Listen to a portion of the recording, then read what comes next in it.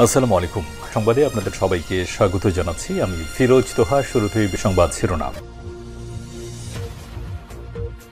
বাংলাদেশের সর্বশেষ গুরুত্বপূর্ণ আপডেট সংবাদে আপনাকে স্বাগত। শুরুতেই সংবাদ শিরোনাম, পরে বিস্তারিত।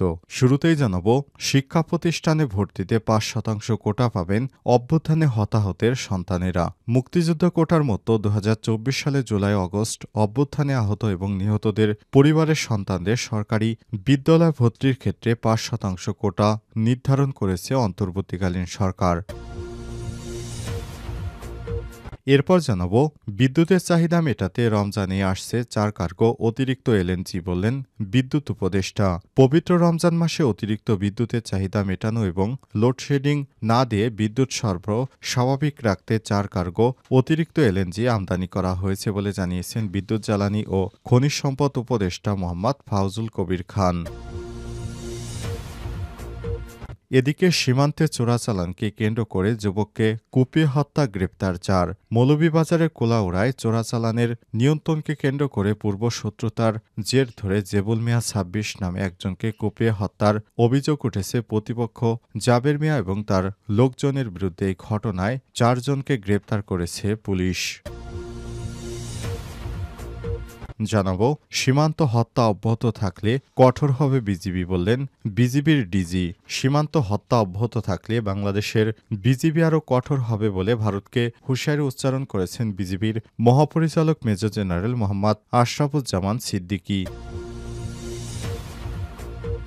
এদিকে মাদ্রাসা ছাত্রী শাহরুখের ধর্ষণ চেষ্টা বিচারের দাবিতে মানববন্ধন। নোয়াখালীর কোম্পানীগঞ্জ উপজেলায় মাদ্রাসায় যাওয়ার পথে এক ছাত্রী সাতকে ধর্ষণ চেষ্টার অভিযোগ উঠেছে। এই ঘটনায় অভিযুক্তের ফাঁসির দাবিতে মানববন্ধন করেছেন ইউনাইটেড স্টুডেন্ট অব কোম্পানীগঞ্জ নামের একটি সংগঠন। এবং সর্বশেষ জানাবো, প্রধান উপদেষ্টাকে বিশেষ প্রতিনিধি দল। নবায়নযোগ্য জ্বালানি এবং কার্বন মার্কেটে বড় বিনিয়োগ আকৃষ্ট করতে পারে বাংলাদেশ। অন্তর্বর্তীকালীন সরকারের প্রধান উপদেষ্টা অধ্যাপক ড মোহাম্মদ ইউনূসের সঙ্গে সাক্ষাৎ করেছেন নরওয়ের সাবেক ইউনিয়ন উন্নয়ন ও পরিবেশ মন্ত্রী এরক সলহে এমের। এর নেতৃত্বে একটি উন্নয়ন ও নবায়নযোগ্য জ্বালানি বিশেষজ্ঞ প্রতিনিধি দল রোববার ঢাকায় রাষ্ট্রীয় অতিথি ভবন যমুনায় এই সাক্ষাৎ অনুষ্ঠিত হয়। প্রিয় দর্শক, এতক্ষণ শুনছিলেন সংবাদ শিরোনাম, এবারে বিস্তারিত।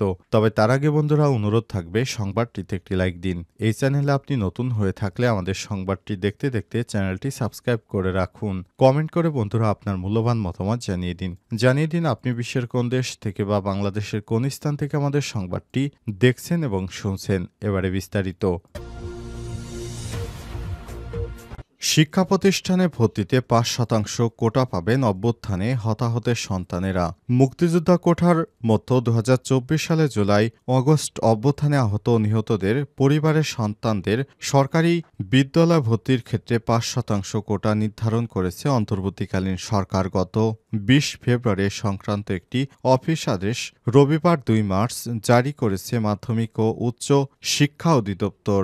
আদেশ বাস্তবায়নে স্কুল ও কলেজে অধ্যক্ষের নির্দেশ দেওয়া হয়েছে। মন্ত্রণালয়ের এই অফিস আদেশে বলা হয়েছে, মুক্তিযোদ্ধা বা শহীদ মুক্তিযোদ্ধাদের পুত্রকন্যা এবং জুলাই গণ অভ্যুত্থান ২০২৪ আহত বা শহীদ পরিবারের সদস্যদের সরকারি মাধ্যমিক বিদ্যালয় ভর্তির জন্য ৫% আসন সংরক্ষিত থাকবে। মুক্তিযোদ্ধা বা শহীদ মুক্তিযোদ্ধাদের পুত্রকন্যা এবং জুলাই গণ অভ্যুত্থান ২০২৪ আহত বা শহীদ পরিবারের সদস্যদের আসন নির্ধারণের ক্ষেত্রে সংশ্লিষ্ট প্রমাণপত্র বা গেজেটের সত্যায়িত কপি ফটোকপি করে আনতে হবে এবং এ বিষয়টি সংযুক্ত করতে হবে এবং ভর্তির সময় মূল কপি প্রদর্শন করতে হবে।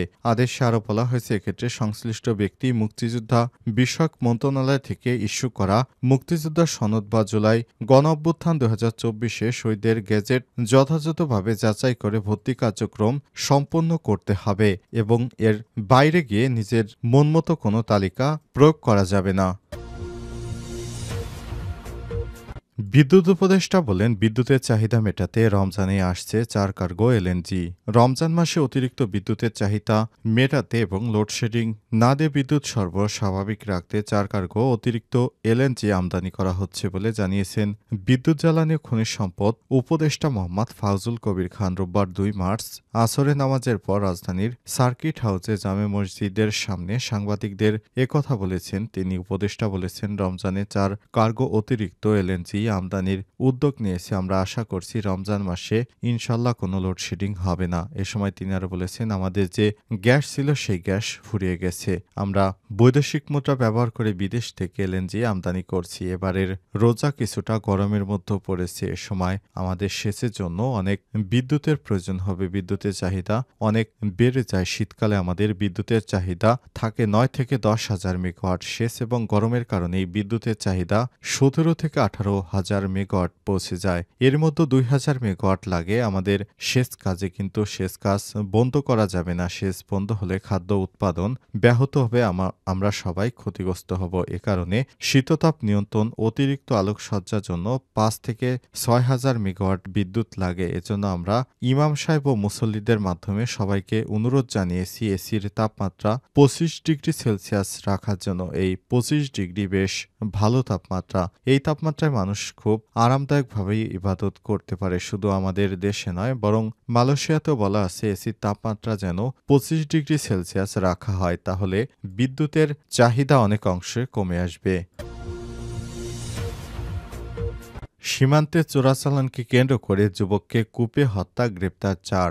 মৌলভীবাজার কুলাউড়া চোরাচালান নিয়ন্ত্রণকে কেন্দ্র করে পূর্ব শত্রুতার জের ধরে জেবুল মিয়া 26 নামে একজনকে কুপিয়ে হত্যার অভিযোগ উঠেছে। প্রতিপক্ষ জাবের মিয়া এবং তার লোকজনের বিরুদ্ধে এই ঘটনায় 4 জনকে গ্রেপ্তার করেছে পুলিশ। রোববার 2 মার্চ সকালে লাশটি মর্গে পাঠানো হয়েছে। শনিবার রাতে উপজেলার সীমান্তবর্তী শরীফপুর ইউনিয়নের নিশ্চন্তপুর গ্রামে এই ঘটনা ঘটে। আটক ব্যক্তিরা হলেন আশাহিদ মিয়া 40, রকিব 40, আতিক মিয়া 40 ও সুমন মিয়া 20। এরা সবাই শরীফপুর ইউনিয়নের নিশ্চিন্তপুর গ্রামের বাসিন্দা। নিহত জেবুল শরীফ ইউনিয়ন দত্তগ্রামের রহমত আলীর ছেলে। অভিযুক্তদের জাবের ইউনিয়ন নিশ্চিন্তপুর গ্রামের বাসিন্দা। স্থানীয়রা জানায়, জেবুলের সঙ্গে জাবেরের ব্যবসা নিয়ে পূর্ব বিরোধ ছিল। মূলত সীমান্ত এলাকায় চোরাচালান নিয়ন্ত্রণের ঘটনাকে কেন্দ্র করে এরই বিরোধের সূত্রপাত হয়। শনিবার রাতে সালিশের কথা বলে জেবুলকে খবর পাঠিয়ে নিশ্চিন্তপুর গ্রামের আতিকের দোকানে নেওয়া হয়। জেবুল সেখানে গেলে সালিশে দুই পক্ষের মধ্যে বাকবিতণ্ডা শুরু হয়। এক পর্যায়ে জাবেরের সহযোগীরা পরিকল্পিতভাবে জেবুল মিয়ার উপর হামলা চালায়, দা দিয়ে কুপিয়ে জখম করে জেবুলকে। এতে ঘটনাস্থলে তার মৃত্যু হয়। খবর পেয়ে রাত 11টার দিকে কুলাউড়া সার্কেলের অতিরিক্ত পুলিশ সুপার কামরুল হাসান সহ একদল পুলিশ জুবেলের লাশ উদ্ধার করে ওই সময় অভিযান চালিয়ে এই ঘটনার সঙ্গে জড়িত থাকা 4 জনকে গ্রেপ্তার করা হয়েছে। সীমান্তে হত্যা অব্যাহত থাকলে কঠোর হবে বিজিবি, বললেন ডিজি।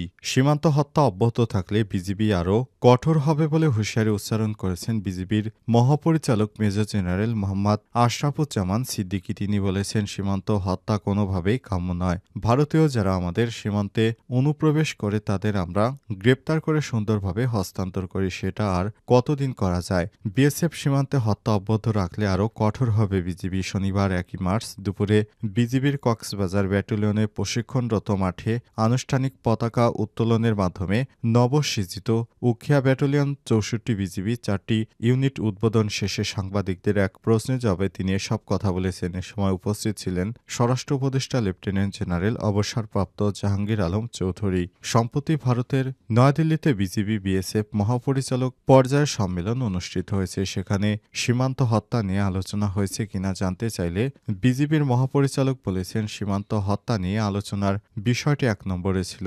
ব্রাহ্মণবাড়িয়ার কসবা সীমান্তে বিএসএফের গুলিতে যুবক নিহত হয়। গতকাল সন্ধ্যা পর্যন্ত এখন পর্যন্ত বিএসএফ সদর দপ্তর থেকে শুরু করে যে জায়গায় হত্যা হলো সব জায়গায় বিজিবির পক্ষ থেকে অত্যন্ত জোরালো প্রতিবাদ জানানো হয়েছে। বিজিবি প্রত্যেকবার ভারতের বিএসএফের হত্যাকাণ্ডের তীব্র নিন্দা ও প্রতিবাদ জানিয়ে আসছে। তারপরও ভারত তাদের এই ঘৃণিত কর্মকাণ্ড করে বেড়ায়।